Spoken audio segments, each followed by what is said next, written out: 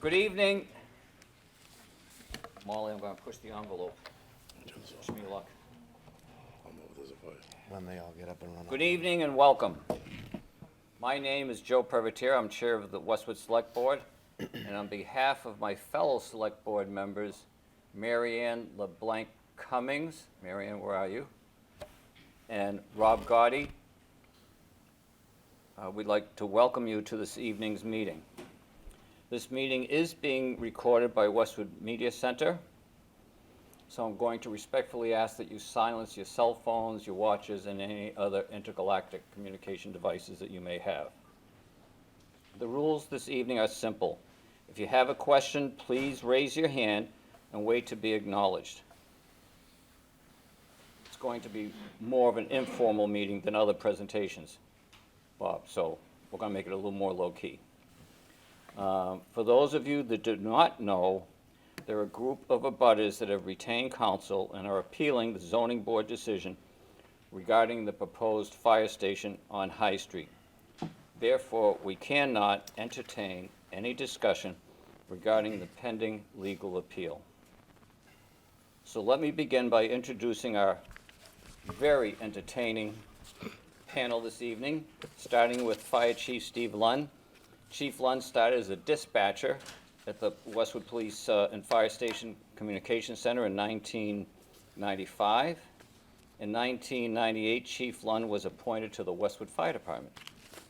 He rose quickly through the ranks, becoming lieutenant in 2005, captain in 2007, assistant chief, and then chief of the department in 2023. He has a bachelor's degree in fire science administration, and his wife Jennifer live in Millis, and they have 4 children. Next is Lieutenant Anthony Burke. Lieutenant Burke went on the job in 2011, became a lieutenant in 2023. I worked with his father, Tom, who was a Westwood firefighter and who was a great firefighter and a great guy to work with. I think about Tom every day. Next, we have Assistant Chief Colin McCarthy. Colin was a firefighter in Medway before joining Westwood Fire Department in 2001. He became a captain in 2012, Assistant Chief in 2024. He, like Anthony, is a paramedic, and he was an inaugural member of the Massachusetts Technical Rescue Team. Not every department has their own technical rescue. It's set up with districts throughout Massachusetts. He resides in Medway with his wife, Christine, and their 4 children. And now I will turn it over to Chief Lund. Thanks, Joe. So, like you said, it's going to be a little more informal this time. We're going to touch on the topics and then allow a lot more time for question and answer at the end. So, as we've shown in other ones, the current facility has a ton of deficiencies. The lower apparatus floor is being held up with lally columns and beams. We just had the engineer out last week again because we have water coming through all the cracks now and dripping onto the lower floor. If something's not done short term, we're gonna have to brace the whole floor and spend a lot of money on that. Upstairs, the turnout gear is not stored properly. It's right in the bay with all the trucks. If you did samples of it, you'd see diesel fuel, diesel exhaust on the gear, and you go and wash it after you even have been to a fire, and you're going to see black coming off of it. There's also cracks throughout the whole building. There's one deep crack in the back left corner, and if you hit it, if you look at it when the sun's on that side of it, you can actually see sun coming through the building. Next. The current station fails to meet any of the standards, both federal and state. That's NFPA, ADA, anything to do with firefighter safety, it's failing to meet. It's significantly undersized. It was built 75 years ago. Wasn't intended for the number of people who are there today. Back then, we had a shift of 6. Now we have a shift of 10 and 5 admin staff. So we also are a co-ed department now.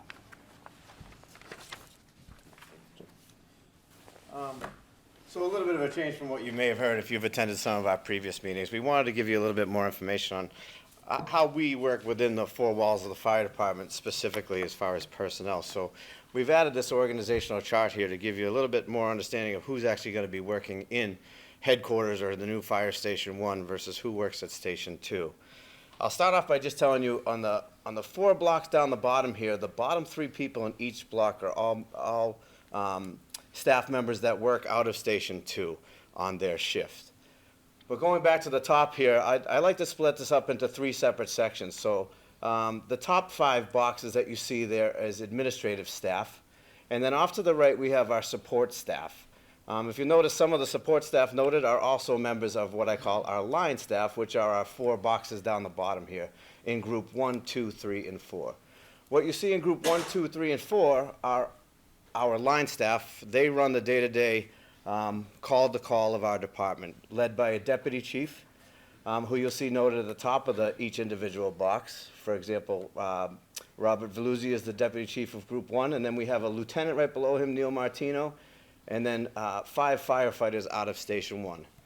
Those are the members that are primarily responsible for our calls out of Station 1. Along with them, out of Station 1, we also have admin staff, including the fire chief, as we just met, myself underneath him. We have our office manager, Imelda Caby, as well as our deputy chief in charge of training. He also does fire prevention responsibilities. That's Deputy Colozzi.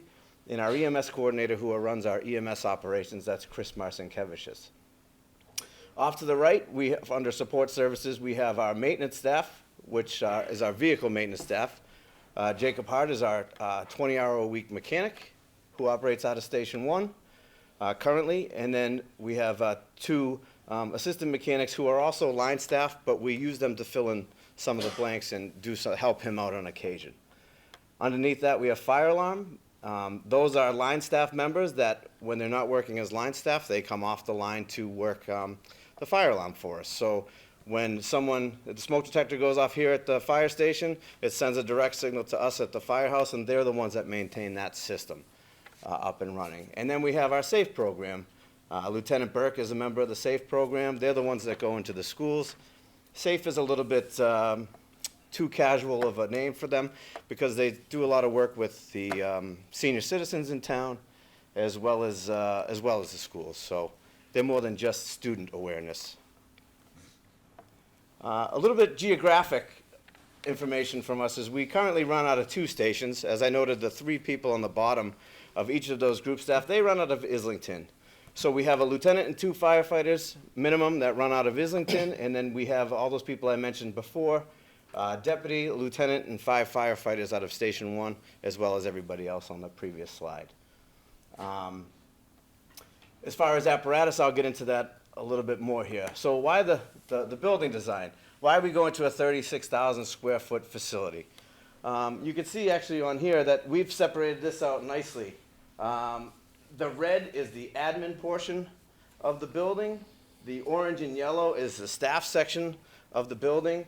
And then the green section is our training area.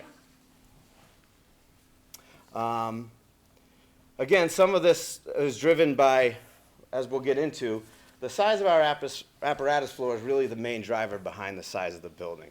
I'll speak to that in a future slide here just momentarily. But as the chief noted too, we're also building it to current NFPA standards as well as current building code, including stretch code, ADA compliance.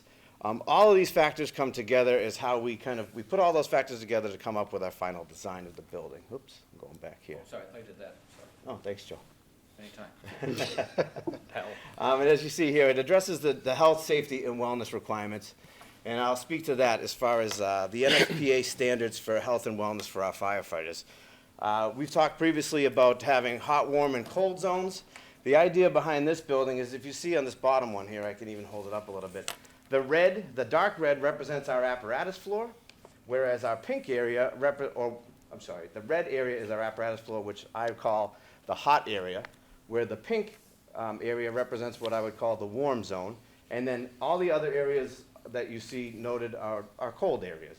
The idea being that when we come back from any type of incident, we get contaminants on our gear, we are able to take them off here, leave them in the hot zone, decontaminate in the warm zone, and we're not bringing any of those contaminants into our living quarters or office area in the case of the administration, okay? Thank you, Chin. This brings me to the apparatus floor. As I said, the main design of the station was really driven by the 5 apparatus bays that you see here. And we've updated this slide to reflect exactly why we need these 5 doors. As you can see, we've put the frontline pieces in the front. So car 3 is our deputy chief, who I noted. He's in charge of the shift. He's our incident commander. Initially, at most incidents, he's going to be one of the first ones to arrive on scene.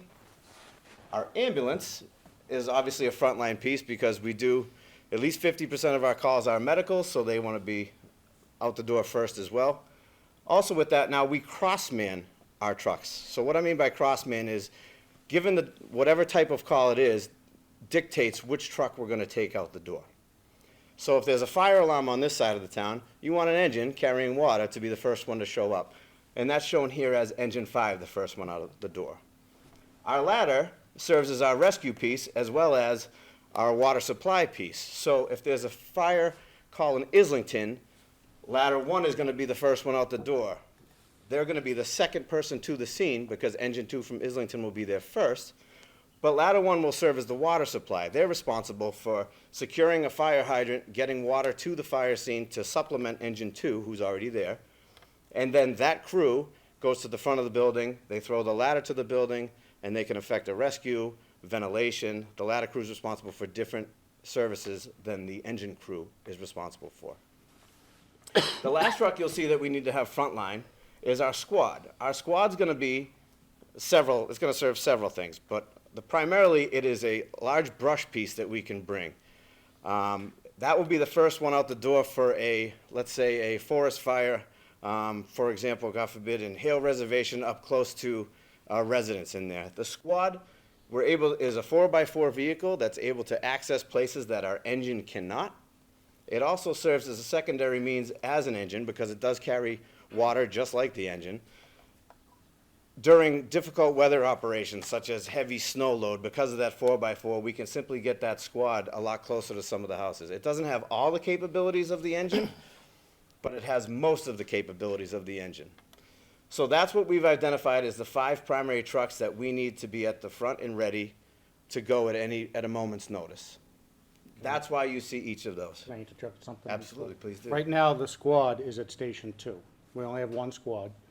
And if, say there's engine 2's on a medical or another call, and there's a fire on this side of town, we'll have to send people from Station 1 to Station 2, pick up the truck, and then come back here and hope that the brush fire is not up against your house by the time we get back. So that's why we need to have the truck where we have the majority of the firefighters. Can I say one thing? Yeah, go ahead. Just one thing to add to that, the common misnomer, I think I heard at a meeting past, was the amount of bays you have is the size of the population of the town. That's not true. There's a lot of towns around us, Medfield, Dover. Dover's volunteer, they have 8 bays. Right now, we currently have 4 over here, and the squad is not here, as the chief said, and that's a frontline piece. It's actually, we like to call it like an SRV, a special response vehicle. Not only deals with brush fires, when an engine's out of service, it can function as an engine. It has water in it. For ice rescues, type of things at Buckmaster Pond, Hale, Nona Pond, we can throw ice gear on that. We can use it. It gets in a lot of spots that these engines don't get in. So that's what we like to call those front 5 bays is operational ready. You know, we're not operational ready right now. We are, but we adapt and overcome with what we're doing. That's why the bays don't really go by the population. I know I'd heard that before. It's more, you know, we need to staff these vehicles to make you guys safe in town. That's why we have these vehicles. That's why we have this size structure. Sorry, I didn't mean to interrupt you. So last fall, you probably saw the squad truck sitting out in front of the station. That's because we didn't want it over there and have to make the long trip over to pick it up. So every day, they'd drive it over, drop it off here, and we'd leave it outside on that driveway. And then at night would go put it away. But we had it over here because it needs to be over here, but we don't have room for it. Yep. I'll also point out a couple more things too, in regards to cross-staffing. So, you can see we have 2 ambulances noted, one behind car 3. In reality, it will either be behind car 3 or behind the primary ambulance. The reason for that is not only do we cross-staff amongst the ladder, squad, and engine, we'll actually take members from that crew to man our second ambulance out the door as well. So that truck is also included as a primary vehicle. And then the other vehicles that you see in the back there include a boat trailer that we use for water rescue, our Kubota, which we use for, let me give you an example of that, would be if we have a cyclist injured deep in Hale Reservation where we just can't get out there with any of the trucks, that vehicle is an all-terrain vehicle that allows us to navigate those trails that get us out to the victim and allows us to extricate in a timely manner. As well as a smaller brush truck for the same reasons. That allows us to get even further into the woods. That's a smaller 4x4, almost like a pickup truck with a small pump on the back of it. I'll also add that in our current station, we have our, we currently have 3 extra bays down back in the current station. So we have 4 up front now, 3 down back. That actually brings some of our immediate backup vehicles or our almost primary vehicles down to the back of the station as we currently sit.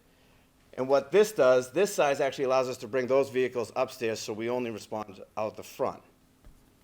So that would be another change.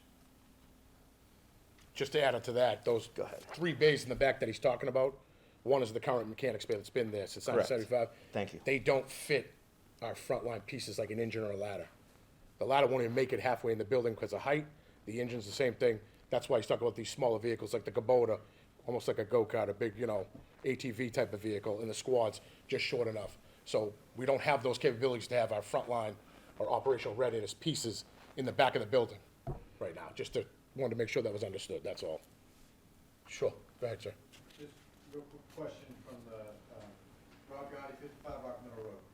Going back to that, would it be fair to say that the dark red Oh, Rob, is- Rob, I'm sorry. Would you mind taking the mic, please? Sure. Thanks. Rob Gotti, 55 Rock Meadow Road.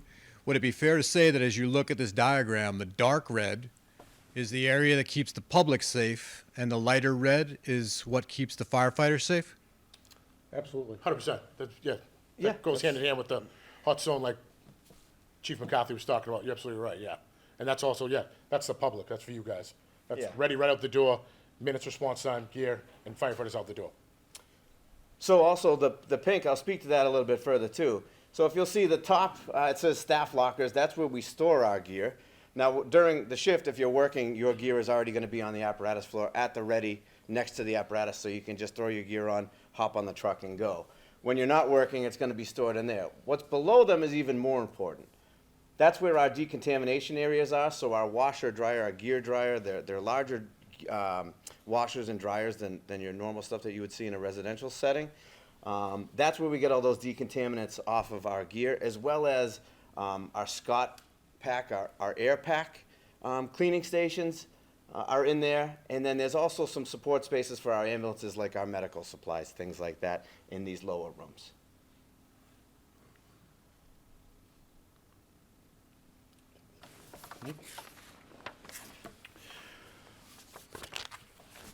All right, so things that we've done to reduce the cost.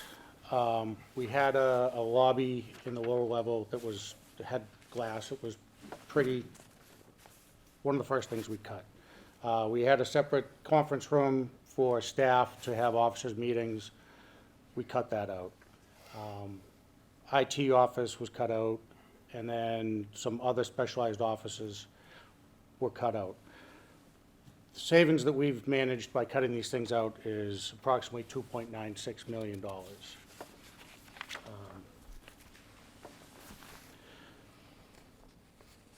Other changes we made or not pursued equating to millions of additional cost savings. The location of the building.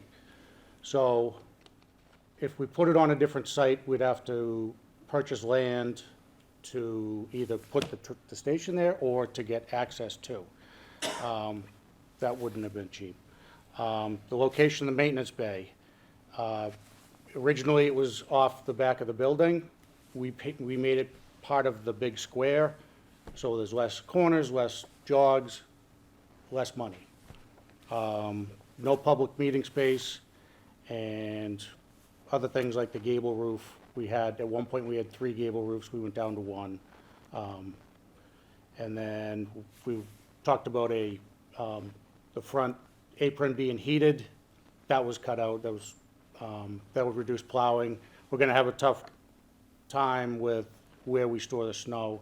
So that's why we considered it to begin with, but it was a cost that we couldn't really accept. So. Yep. All right, I think this is why they have me here, because I live there. So these are the part-timers. It's the only time I get to say that. They're the admin staff. They're there 9 to 5. If you look in the back of the room and on the side of the room, I think there's about 10, 15 firefighters here that live there, Monday through Monday, 365, 24/7. So I think they think I could speak on this because we're actually in the building all the time. I'll probably bounce around a little bit. That's just in my nature. So I think both chiefs have talked about, safe decontamination space.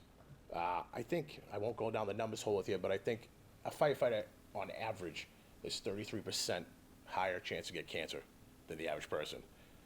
We work in a great town. We have 2 sets of gear. There's towns that don't have that. We're thankful. We work for people, chiefs, that believe in us. You know what I mean? There's towns that have to wear the same gear after a fire with carcinogens on it.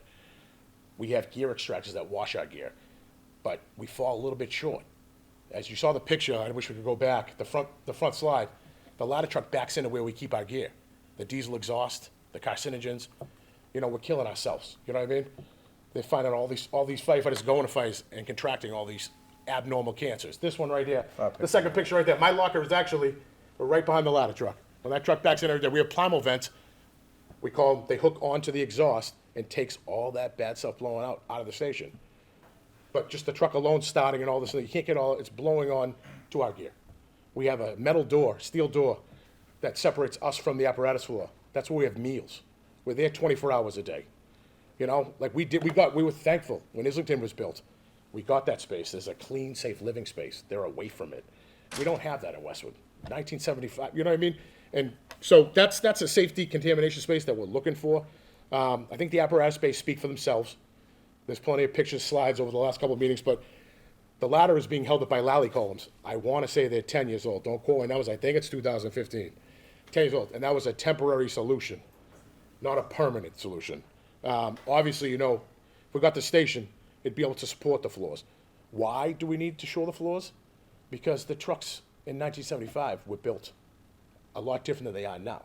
The trucks also staff more firefighters. You need more seats. Trucks are bigger. Okay? That's just normal stuff. Let's see. The maintenance bay I'm going to talk about in the next slide. Dorm space. This is a big one. Again, I keep referring to a couple meetings ago, but there was a slide that said in 1975 there was 5 firefighters, male firefighters. In 1975, the station was built for 5 male firefighters. We now are co-ed. We have a couple of female firefighters. Yeah, I work with Katrina. She's on my group. Not to point her out. She got mad at me. But it's not gender neutral. Katrina wanted to talk. I said I would take care of it. You want to come up? Yeah. Katrina had a baby about 1.5 years ago, like any normal mother. You know what I mean? Hi, I'm Katrina Savard. I'm one of the firefighters. So she was pumping, and we don't have a facility for her. We don't have a fridge. We don't have a facility for her to keep pumping. You want to talk a little bit about that, where we live? Yeah, I mean, Lieutenant Burke touched on it. We don't have co-ed accommodations. The co-ed accommodations are shared. It is a private dorm, but it's shared. So we also run into issues with shift change.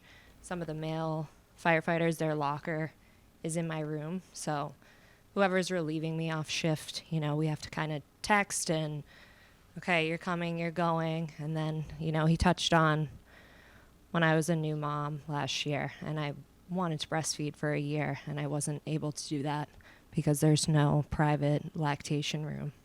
But that's it. Just some co-ed issues. Yep. Thank you, Trina. Thank you. So much. So, yeah, no, but, that's a struggle. I know if I heard my wife had to go to work, she had to stop pumping, or, so she couldn't breastfeed because there wasn't accommodations for that. I'd be pretty upset, We pretty much like to live by the motto, and I think the chiefs could correct me if I'm wrong, adapt and overcome. We do. Like you heard, we text in the morning, give people their private space, we put up partitions, we make it work, but the station is not meant to house what we have now. And like I said, it was built in a generation that's far gone than what we're used to right now, in a good way. Training. Training's a big deal. Like I said, training is for us, but it's for you guys. We can't help you if we're not trained. You know, we go to a fire academy, it's 12 weeks long.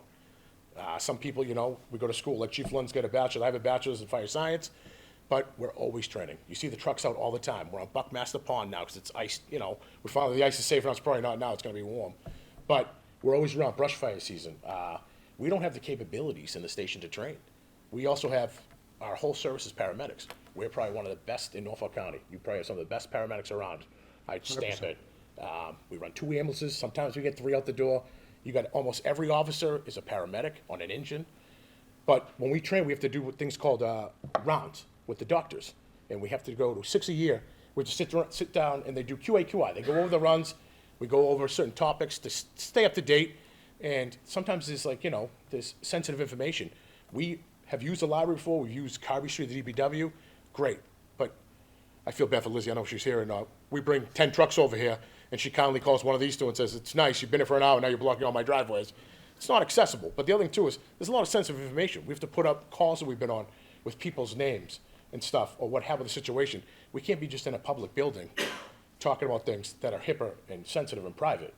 So we try to have rounds at our station downstairs in our training room.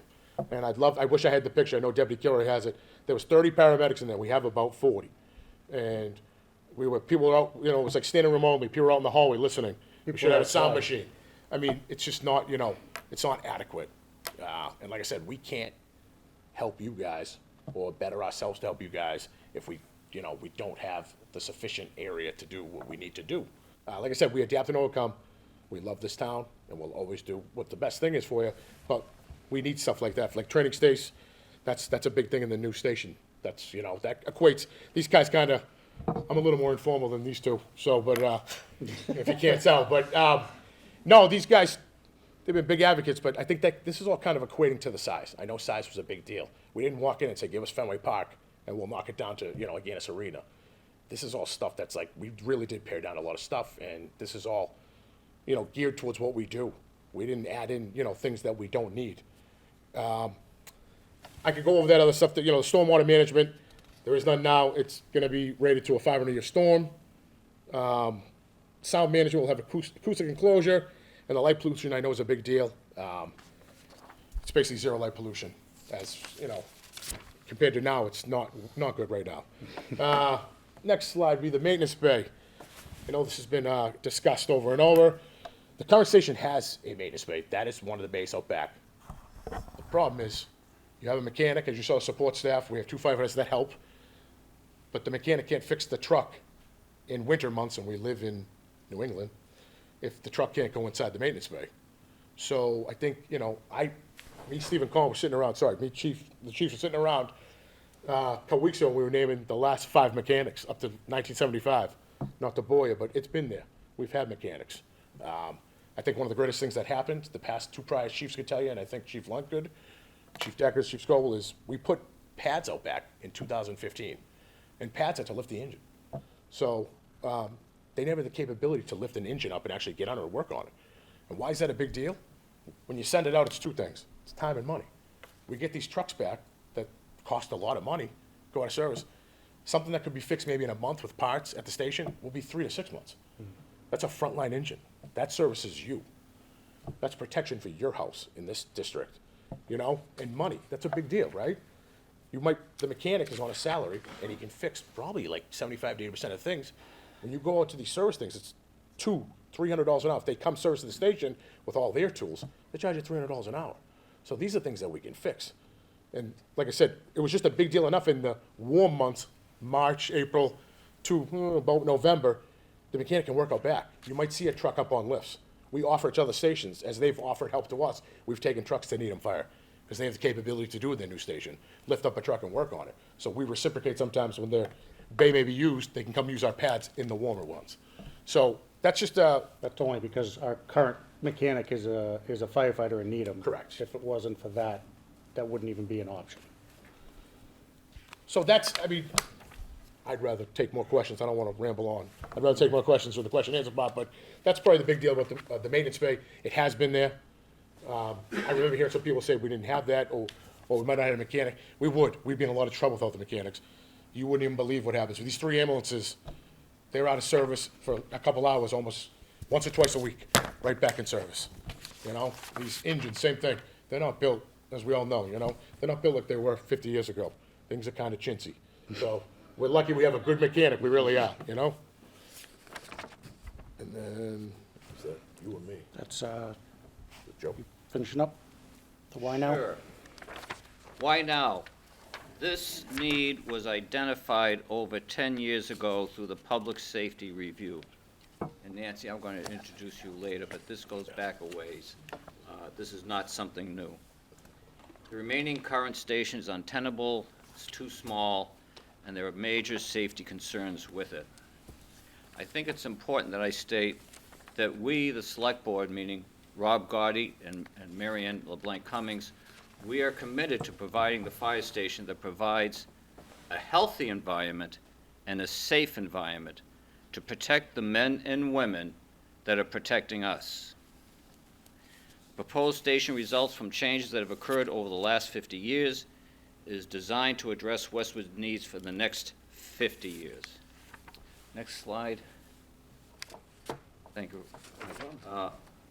What's next? We have updated cost estimate that will be due on March 2025. We have construction bid setting for March 2025, the later part of March. We have a FinCom public hearing April 28, 2025. Annual town meeting will be on May 19th. Just want to reinforce that, May 19th, 2025. And special town election will take place on June 3rd, 2025. And before I wrap this up, I want to make sure I identify some folks here this evening that I should have earlier that will help us in answering some of your questions. First, I want to Chin Lin, our project manager, who's been extremely helpful. Nancy Hyde, Nancy is on the Permanent Building Committee. She's been on a working group. She was on the Select Board years earlier when they identified the Public Safety Buildings Review. Is that fair, Nancy? That's fair. Okay. They look at, you cast a wide net and put things in a priority order. To fire in the police station. Yes. I'd also like to recognize Molly Fitzpatrick. Molly, please raise your hand, who has worked countless hours on this. We also have our town administrator, Chris Coleman, over on the left. And as the chief pointed out, we have a fair number of firefighters here this evening. So that concludes our presentation, as the chief stated. And we'd like to have some of your questions. I'm going to just ask that you come up to the microphone, give us your name and your address, and we'll do our best to answer your questions. So who wants to go? No one wants to go first, but someone has to. Someone. Do you need to start a select board meeting? I'm not so okay, thanks, Chin. I'll call the would you please make a motion? I move that we open the select board meeting. Second. Roll call. I don't need a roll call. All in favor, say aye. Aye. Opposed, motion carries. Thanks, Chin. Thanks, Mary Ann. Rob. All right.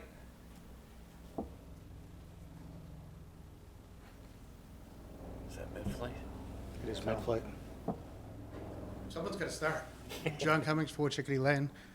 You talked about the fire station where everybody's, right now where everybody's living, it's the living quarters. Can you go into detail as to how many people in a room, how many rooms, how many showers, versus what most of the other fire stations now have? Sure, yeah, that's a great question. Currently at Station 1, we have 2 showers. We have a single bathroom and 1 shower. That's currently for the females. And then we have another shower on the other side with 1 stall and 2 toilets with a partition separating it, 2 sinks. I guess the original fire station had 4 bedrooms, I guess you'd call it. It's been chopped up so many times, we're trying to make this work. So those 4 bedrooms, we've now made a single bedroom that like Trina said, the females sleep in, and then we had one bedroom, we actually, I won't tell you what it's called, but it's called General Pop, because 3 beds are 2 feet across, we call it Gen Pop. It's 3 beds, that's usually where some of the junior firefighters sleep. There's a deputy's dorm, and then we took another room that's probably maybe, I don't know, 10 by 12, 12 by 12, and we put a wall up, and we made a lieutenant's dorm. We call it the closet, the shoebox, and then the senior firefighter dorm. So there's probably 4 or 5 dorms now, you know, with lockers, living space, all your bedding. You know, we got to get up at a moment's notice, this and that. There's no capability to train, no computers. It's very tough. When we come back, like John was saying, actually, when we come back from a fire, we try to take a shower right away. And it's like Grand Central Station trying to go, you know, there's one bathroom where the female goes in for privacy, and then there's another one with 6 firefighters basically coming in and out because we're trying to get back into service as quickly as we can while taking a shower. It can be pretty comical. But most fire stations, like Islington itself, Islington has a dorm for the lieutenant and a bathroom. It has 4 independent dorms, single dorms, and it has a capability of 5 other bathrooms on the floor, 2 others with showers. Most fire stations have that. It's difficult. Like I said, we're used to it. So, but that's a great question. Thank you. The other thing they have up there is that all the walkers that they have for their stuff were taken from the old high school when it was torn down. And they're in the hallways, and it's nothing built into walls. They use that to divide up the rooms and stuff, so it's interesting.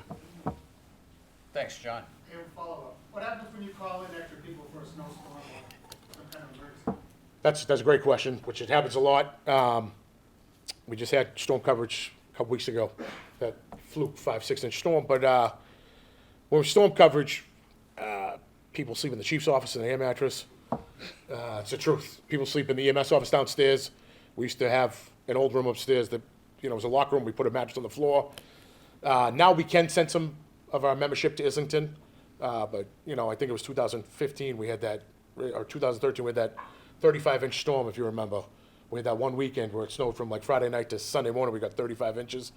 We put on basically the whole department, and so Islington was filled, and Westwood was filled, and we put bodies everywhere. You know, I know Dedham could probably house 22 firefighters. You know, Islington, we probably could have 8 to 9, roughly, which would alleviate some in Westwood. You could probably have 4 or 5 comfortably in Westwood. Like I said, we've made do. We've put 10 or 11 there. You know, that's a great question. Thank you.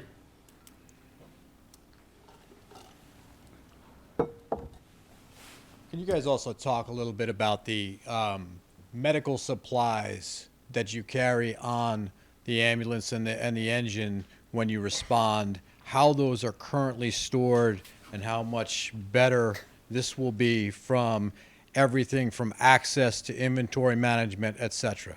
Sure, I can speak to that because currently all of our spare EMS equipment and restock supplies are downstairs in the basement with me in my office. I get to watch over it so nobody steals anything, yeah. What it really is so we've identified these 2 rooms in the back of the apparatus on the lower back portion here as our medical supplies. We run 2 ALS ambulances, and additionally our engine 5 and our engine 2 are both stocked as ALS ambulances. Now, difference between ALS and BLS, the quick version of the story is pretty much our ambulances are rolling emergency rooms. All our medics can do advanced skills, such as advanced airway skills, intravenous lines, push many medications. As they currently sit, speaking to the supplies, they sit, as I said, downstairs. Not that they're unsecured, but they could afford to be more secured. So we've identified these 2 rooms down here at the bottom left-hand corner as our EMS supply rooms. This not only allows us to secure them and manage them, it also allows for quicker restock and resupply as our ambulance backs into quarters. The supplies are right there. Right now they have to go downstairs, grab a handful of stuff, walk back upstairs. Oh, I forgot some tubing. I got to go back downstairs, get it. So where it sits is ideal in the new design versus right now it's not ideal as it sits next to me. So, Can I, please go. I was going to say, If you're adding to that, I was Add. going to say, Talk about the triage room. That's what I was gonna talk about. go ahead. So, as he was talking about the EMS room, we call it like a triage room. There's actually one in Islington now. I couldn't tell you how many walk-in medicals we get. That's someone coming in the car, who comes in, and it could be anything from, can you help me cut my ring off, to, I'm in labor. It's a widespread thing. At Station 2, we have the capability to walk right into a triage EMS room, and it's almost like Colin said, or it's a doctor's office, basically. We have a bed, we can start treating you till the ambulance comes over, wheel the stretcher in, wheel you out. Station 1, you're plopped right in the doorway. There's nothing. It's a wide open thing. We treat people in office chairs when they come in, because we can't get the stretcher, and we basically wheel them out, carry them out. We got so used to doing that, but it doesn't have the capabilities to actually handle walk-in medicals with privacy. And that's a big deal. And like I said, we've got asked a million times, how often does that happen? I would say 2 to 4 times a week. Not to interrupt you here, but I'd just like to point out that here's our main entryway. This is the area we're talking about. Actually, it's changed a little bit since this drawing was done. It's right in this area here is where the triage room is. I think even as recently as a few months ago, we actually delivered a baby at Station 2. We were able to utilize this room to do just that. Particularly important at Station 1 because 109 is like the ambulance highway now. With the closure of Norwood Hospital, all the communities to our west and south are now coming up, particularly Norwood and Walpole and Medfield and everybody out in that direction are now coming up 109 to get into closer to Boston hospitals. So people are also trying to do that. So as they drive into the city, they realize, oh, I don't know if I'm going to make it to the hospital. Probably once a week. Yeah. If I had to put a number on it, I would say someone is stopping in Station 1 looking for medical treatment in their personal vehicle. So that's what we would utilize that room for, is to bring you right into the station. We'd have some supplies in here. We can initiate treatment, get our stretcher out of the ambulance, get you on board, and get you into the hospital where you need to be. And I would, Marianne, give me 1 second. I would just like to add that when this station addition was built in 1975, it was a BLS ambulance service. We had one medication, oxygen. Today, they have over 30 medications they have to stock and are responsible to administer and to account for. Marianne. Thank you, Joe. Mary Ann LeBlanc Cummings, 4 Chickadee Lane. First of all, I want to thank you, Chief, Assistant Chief Anthony, Joe. Thank you for your presentation. I want to thank all of the firefighters, so many of them here at the back of the room, who are here tonight. These are our heroes in our town.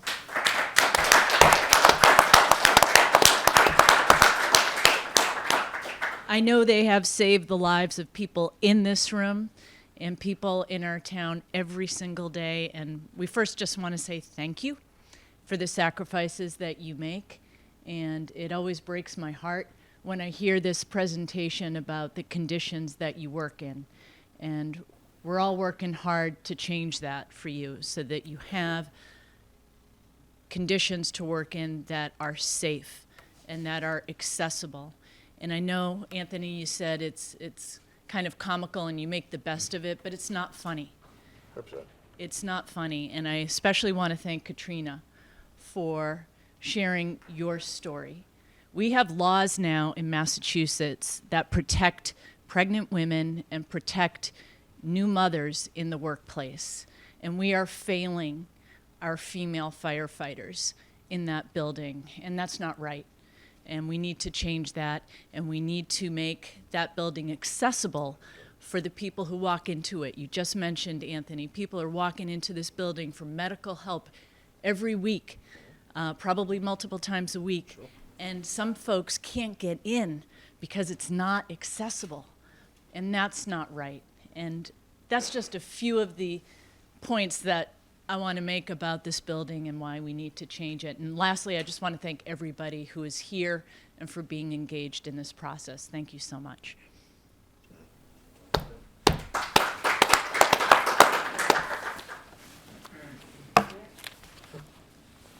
Nancy Hyde, member of the working group, as you said, Joe. Also, couple perspectives and then my little testimony.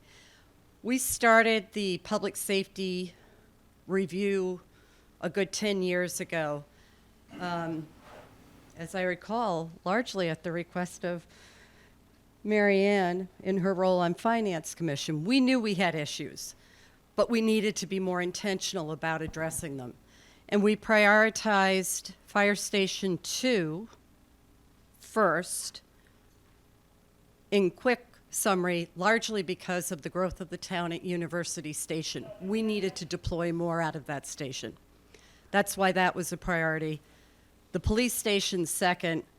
Many of you may know or not know, but most of the police station was underground. And I remember going in there, and even I had to kind of duck going down the stairs, even though I really didn't have to. It felt like I did. It was so tight and cramped. They also had a male-female problem with not having adequate locker spaces and the women being in a closet for their locker space. I mean, everything was wrong. ADA compliance, wrong. And then we said, then it's Fire Station 1, only it's taken a while. So it's long overdue. My mini testimony is that in the process of the working group that formed last March, you all in your fire department should be very proud of your representatives. They spoke so well to the needs, and they were so creative in the solutions to get to this building. We had days where it's like, how are we going to get that into the building without adding to the cost?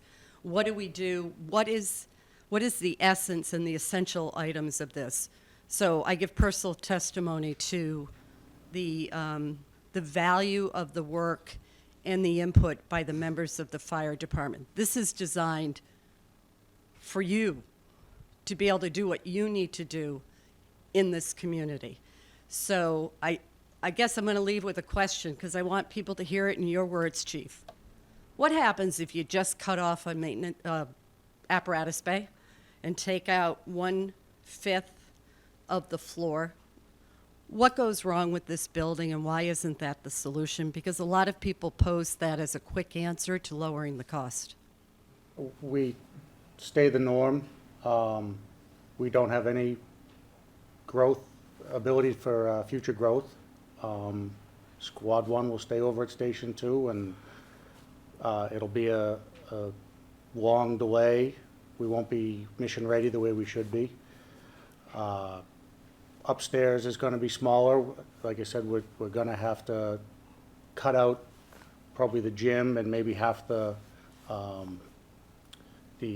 training room, and it's just not going to be. It'd be a waste, because you're building something that's immediately outdated and obsolete. So. Thank you, Steve. Yep. Any other questions?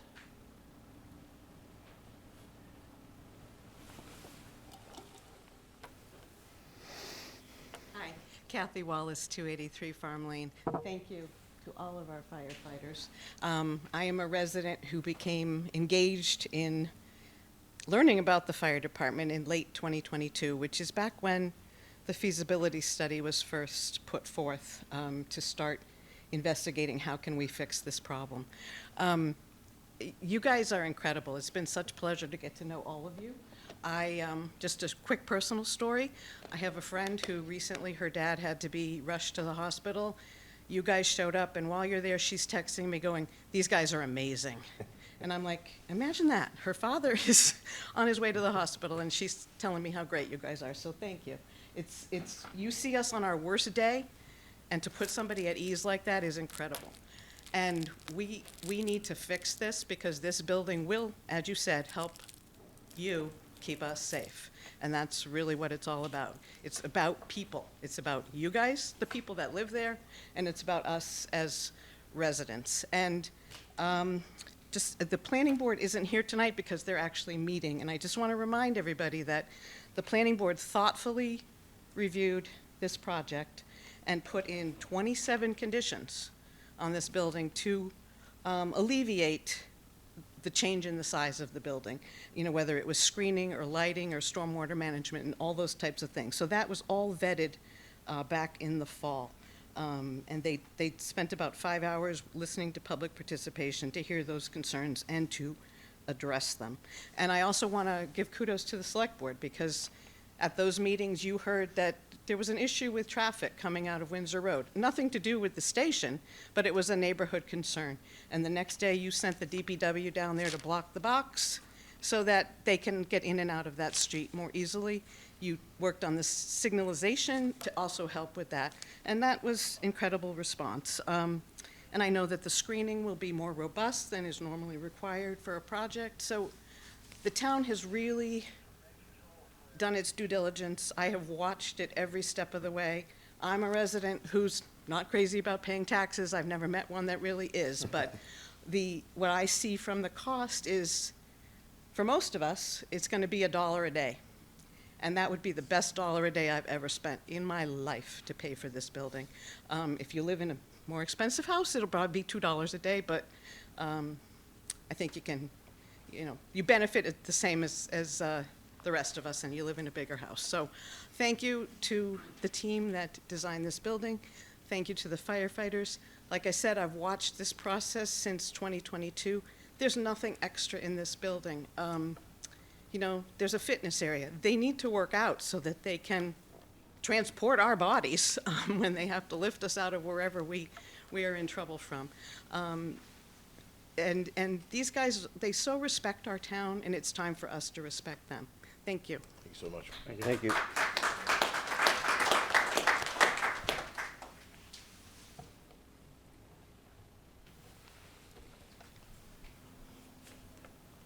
Hi, Joan Pearsall, 371 Dover Road, between 3 crazy grandchildren and a smoke detector that's way too close to the kitchen. You guys have been out a lot. Thank you. Love you all. Take such great care of my grandkids. Realistically, projecting population growth and needs, how long will this be efficient, current, what the town needs? How soon is this building going to be outdated?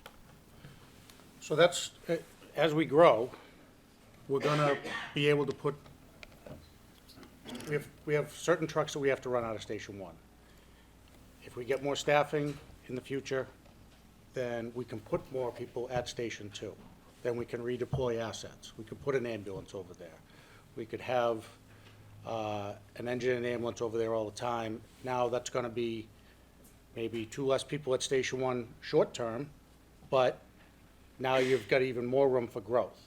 So it's not just Station 1, the whole master plan started with Station 2. And projecting out what we're gonna need in the future, how we're gonna get there, and how many people we're gonna need. So the study said we had to have 11 at a minimum, so that's what the town is committed to, and that's what we're working towards. So you're looking many, many years. Probably, it's a 50-year building, 75-year building.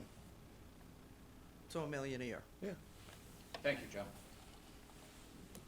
I'll go on the record and state right now, this is the quietest I've ever seen members of the Westwood Fire Department.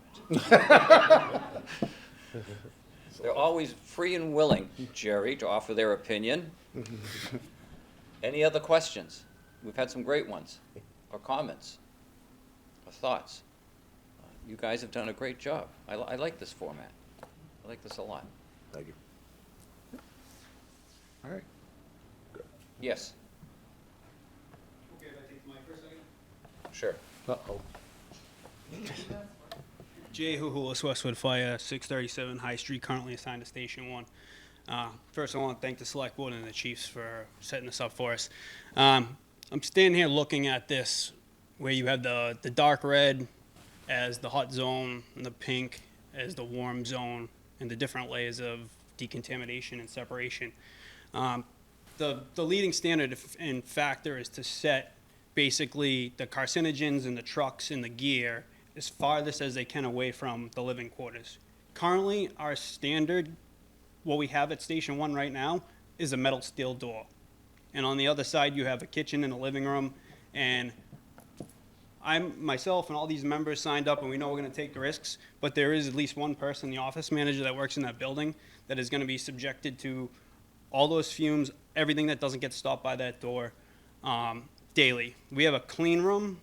It's meant for, we come back from a medical call, I got to take my station uniform off and put it in the washer and dryer. it's 10 feet from the diesel exhaust on the ladder truck. We had noise pollution studies done upstairs in the living quarters where the beds and the lockers are, because when we do our morning checks and we pull the apparatus out on the apron, we had to worry that the diesel fumes from the trucks running outside wasn't going up and into those living quarters. Currently, the attic of Station 1 is sealed off, not to be opened, because of the potential for mold and everything else, and those levels have been checked. So, I mean, I know times are tough, everything is, you know, tight, but these are risks that are avoidable, and I just thank you for your support. Thank you, Jay.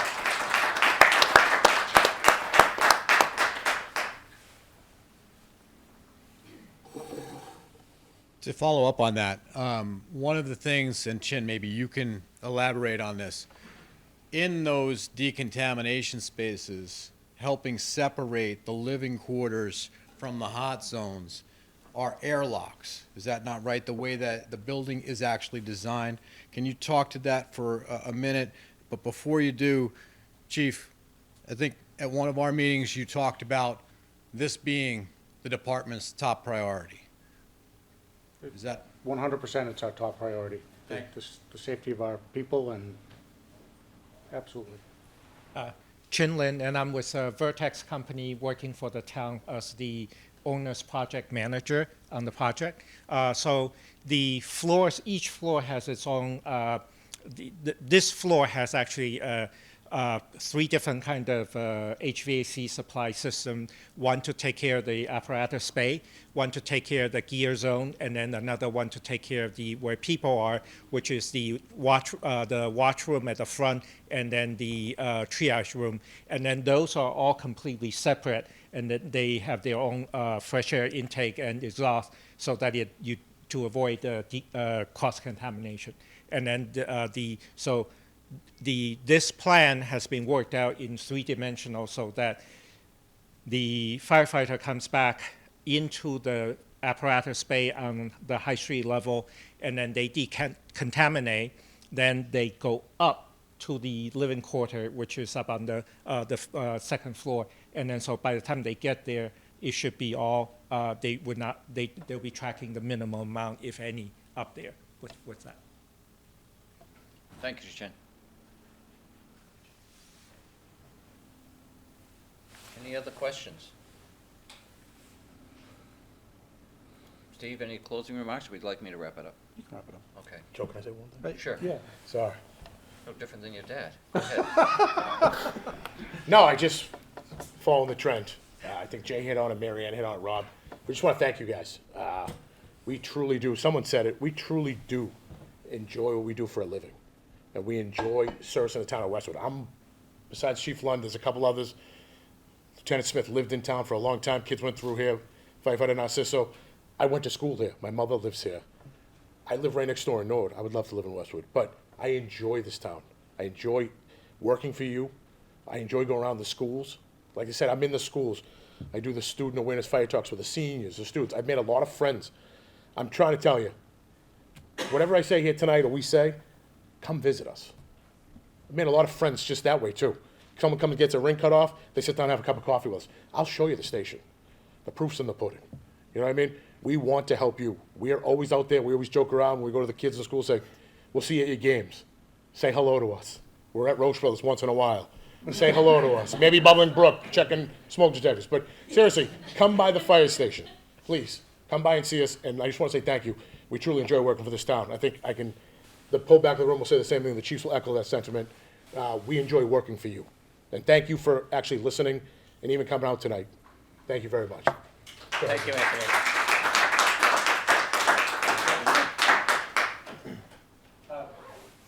I'd like to just describe something that took place in this very room. In one of the community meetings, that there was an event took place, and Chief Lund, instead of being here to address the community meeting, went and deal with it. And then it's just that, to them, it's always the people that's come first. even though they need a station, that he was there dealing with the event and was not able to be here. And then this is just simply, even though this is an important thing for him, but it was that particular event was more important because that people that they're serving. And I just want to describe that for all the people here. Thank you, Chin. And kudos to you, Chief, for handling that evening. That was a very, very difficult time. Yes, You it did a was. Great job with that. And anyone interested in a motion? Motion to adjourn the select board meeting. Second. I almost said it, Rob. All in favor, say aye. Aye. Opposed? Motion carries. Thank you all very much. Thank you.